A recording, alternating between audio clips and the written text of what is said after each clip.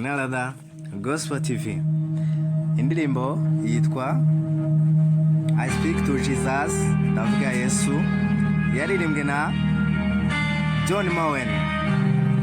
Yaririmba izina rya Yesu ko rifite imbaraga kandi ko rikiza, kandi ko izina rya Yesu ari ubuzima.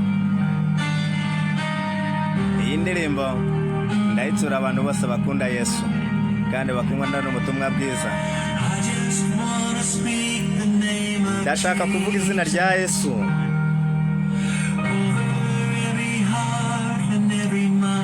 kuri buri mutima no mu bwenge,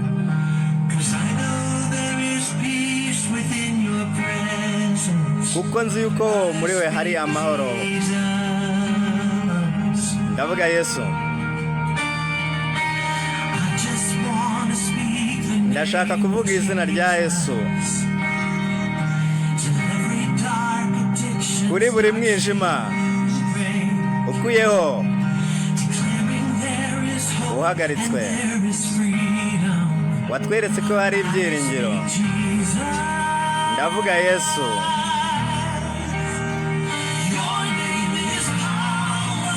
Izina ryawe rifite imbaraga, izina ryawe rirakiza, izina ryawe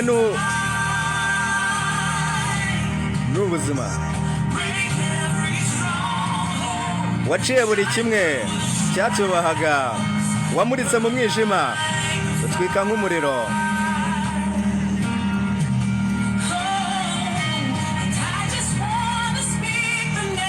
Ndashaka kuvuga izina rya Yesu.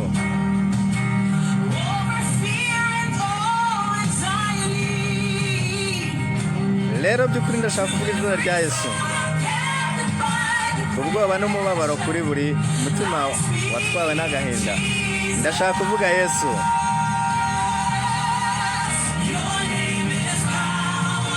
Izina ryawe rifite imbaraga, izina ryawe rirakiza,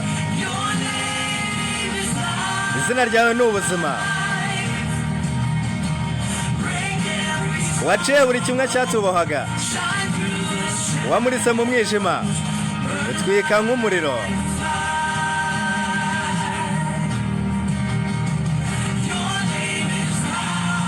Izina ryawe rifite imbaraga, izina ryawe rirakiza, izina ryawe ni ubuzima. Waciye buri kimwe cyatubohaga, wamuritse mu mwijima, utwika nk'umuriro.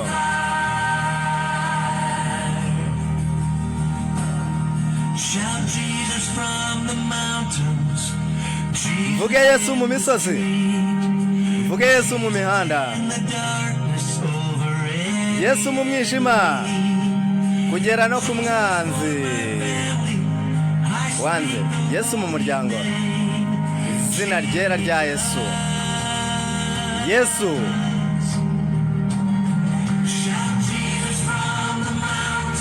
Yesu ku musozi, Yesu mu muhanda, Yesu mu mwijima, kugera no ku mwanzi wanjye, Yesu mu muryango wanjye. Ndavuga izina ryera Yesu, ndavuga Yesu. Izina ryawe rifite imbaraga, izina ryawe rirakiza, izina ryawe ni ubuzima. Waciye buri kimwe cyatubohaga, wamuritse mu mwijima, utwika nk'umuriro.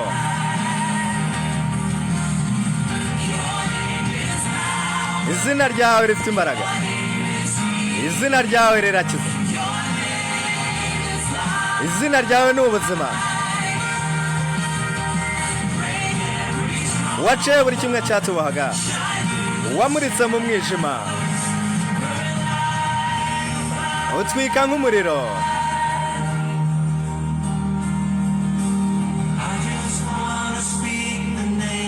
Ndashaka kuvuga izina rya Yesu.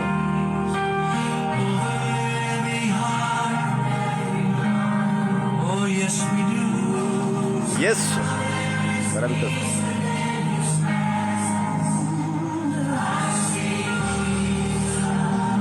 ndavuga Yesu, tuvuge Yesu kuri buri kigeragezo, kubyo nacamo byose, kuvuga izina ryawe mu miryango yacu.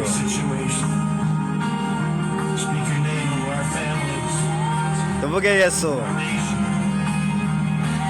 kuri buri kigeragezo, kubyo nacamo byose. Tuvuge Yesu mu misozi, tuvuge Yesu mu muhanda, tuvuge Yesu mu mwijima, no kugera ku mwanzi wanjye. Yesu mu muryango wanjye, ndavuga izina ryera rya Yesu.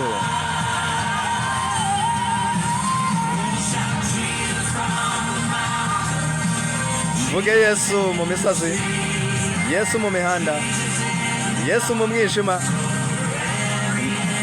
no kugera ku mwanzi wanjye. Yesu no kugera ku muryango, ndavuga izina ryera Yesu. Yesu, oye,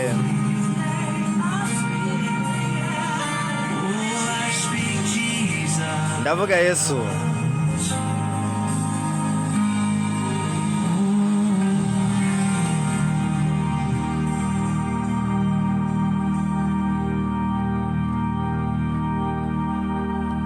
Indirimbo yaririmbwe na John Moen.